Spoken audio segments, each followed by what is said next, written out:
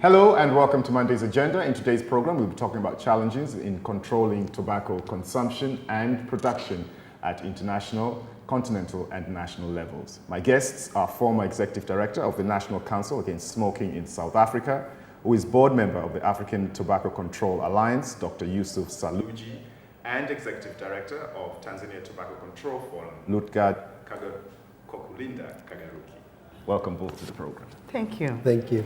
Let's begin by talking about the FCTC. This is the Framework Convention on Tobacco Control. What's the background and the history and the significance of this treaty? Okay. Tobacco kills 6 million people every year. That means out of every 6 deaths in the world, 1 person is killed by tobacco. If those people had not used tobacco, they would have not died prematurely early. And the World Health Organization was so concerned by the deaths caused by tobacco. And the thing to remember is the deaths are not going down. Unlike HIV/AIDS, where we're now getting fewer deaths, deaths from tobacco are continuing to rise. And the reason, of course, is because the tobacco companies are targeting the low-income countries of the world. So the World Health Organization was so concerned by the amount of people who were being killed and being made sick by tobacco that it decided it needed to do something about it. And it organized its first public health treaty. The World Health Organization has never had a public health treaty before. This was the first one, the Framework Convention on Tobacco Control. And in 2000, it brought together 193 countries from around the world to negotiate the FCTC. And the FCTC basically is a blueprint of how countries around the world can reduce mortality from tobacco. So that's what the FCTC is basically about, helping countries around the world to work together to solve a common problem. If tobacco is lethal and measures have been taken to reduce it, if it's a poison, why isn't it deemed illegal like other substances? Unfortunately, when commercial tobacco production came into being, nobody knew that tobacco was lethal, that tobacco was a poison. It wasn't until in the early 60s that the first doctor related tobacco with cancer. And by that time, companies had registered, business was booming. So we say it's a legal but lethal product. We wish it could be banned, but it would be a difficult war. Are there any other uses for tobacco other than smoking? That's one of the things that they're actually working on. Just as Lutgard said, tobacco has been used for 500 years. It originated in the Americas, and from the Americas it was brought to Europe by Christopher Columbus. And then from Europe, it spread around the world. But the real dangers of tobacco only got to be known in the last century.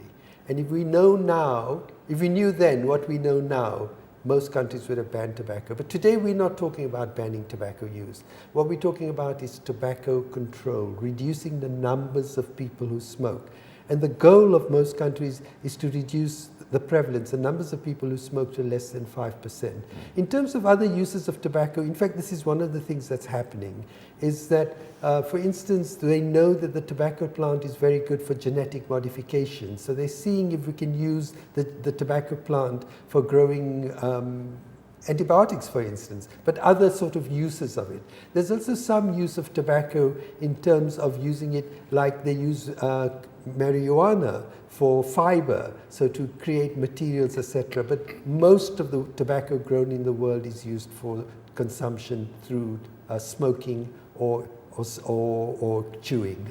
In order for the audience to have a clear picture of the effects of smoking, I just want you to explain the composition of a cigarette and why is it so lethal? I wouldn't be able to remember everything that is in a cigarette. There's so much, so many chemicals, but I would mention a few. There's methane gas that is used in cigarette lighters.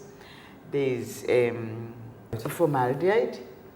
There's a chemical, there's arsenic, a deadly poison that will kill you in no time. This is an acid. Arsenic is used to kill rats. It's a rat poison. And Yeah, it's but also found in if you cigarette lick smoke. it, And if you, obviously, it's a poison, so if we consume it, it'll kill us. it's a very strong poison, you know.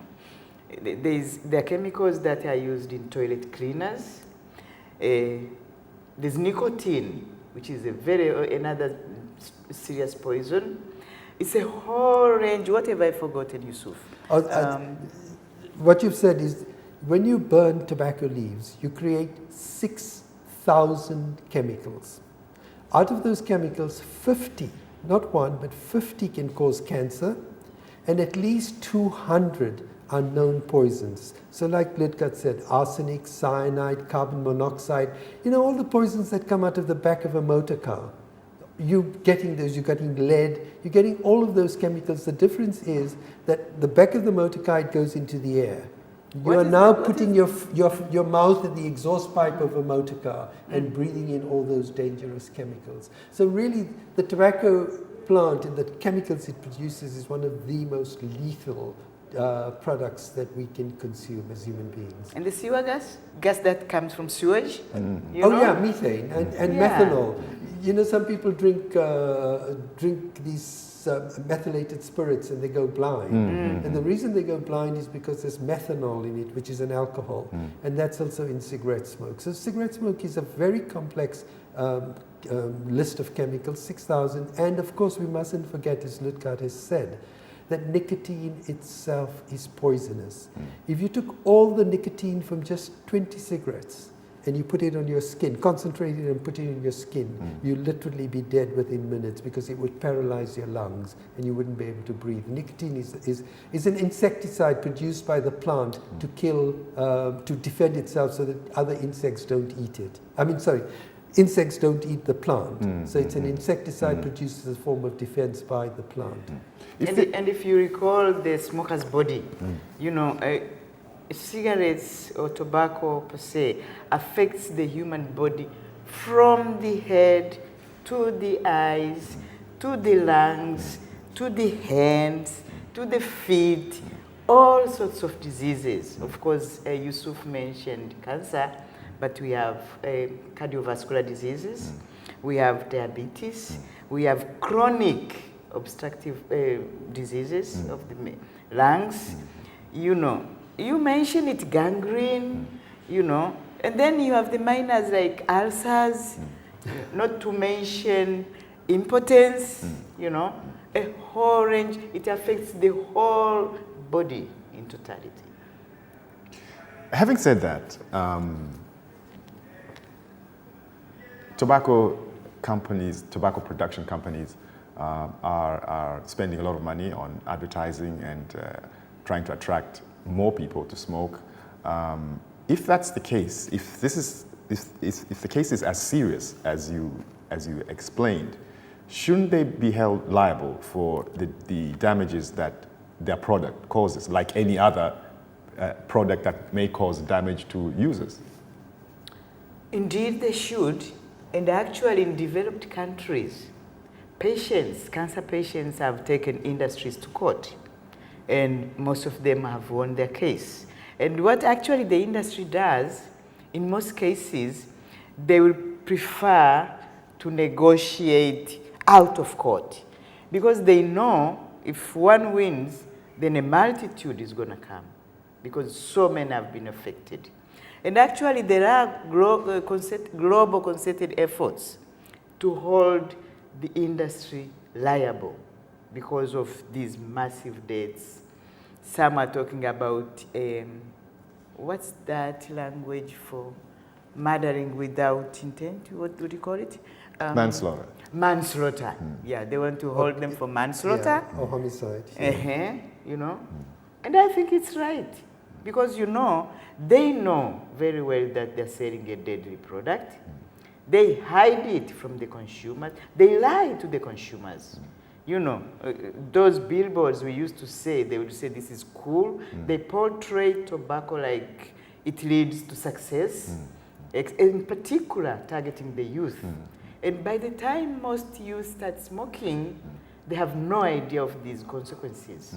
And that's why they target the youth because they know the adults are languishing in cancer hospitals, in cardiac clinics, and by the time somebody realizes the dangers, they are already hooked because nicotine is a highly addictive substance. So most of them would start young, they have no idea. By the time they know, it's too late. And nicotine addiction is very strong, is very powerful. What are the trends? I know in Western countries, advertising of cigarette has been banned, and even I'd call it, there's more of advocacy on the effects of cigarette. You can see that in the images of their packs. I'm sure cigarette companies are not willingly putting this thing. This is because of they're forced to by law.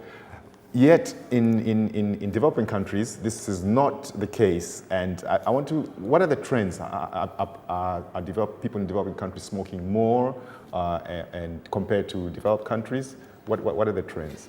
It's exactly as you say it is. In most developed countries, governments have realized how lethal tobacco products are. And two things have happened. They've passed strong legislation to regulate the tobacco products, and also there's consumer information. So people know what dangers smoking causes. Unfortunately, in poor countries, and in poor countries I refer to African countries, sub-Saharan African countries, but even the North African countries and Asia, their governments have not been, with exceptions, there are some excellent countries in both Africa and Thailand, so in Asia. So South Africa is a good example.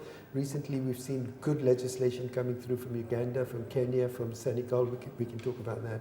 So some African countries are waking up to but the majority of countries, there's very poor regulation of the tobacco industry. So the tobacco industry can go after children. It can try to addict young people. And because of that, there's poor regulation and also very little knowledge about the dangers of smoking. And we talked about the dangers. In Africa, the biggest threat to Africans from tobacco is the link between tobacco and TB.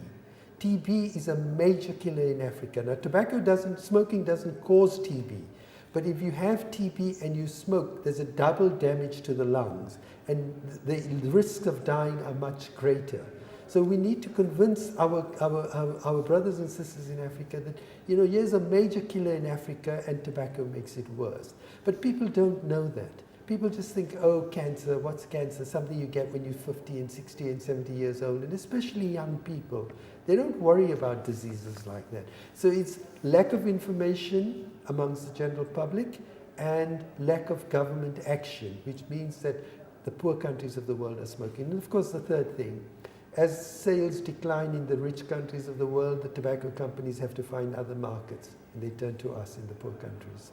There is an argument that the tobacco industry, contributes a significant amount to the government coffers in terms of taxes, and contributes. They would argue that they provide employment and markets for farmers.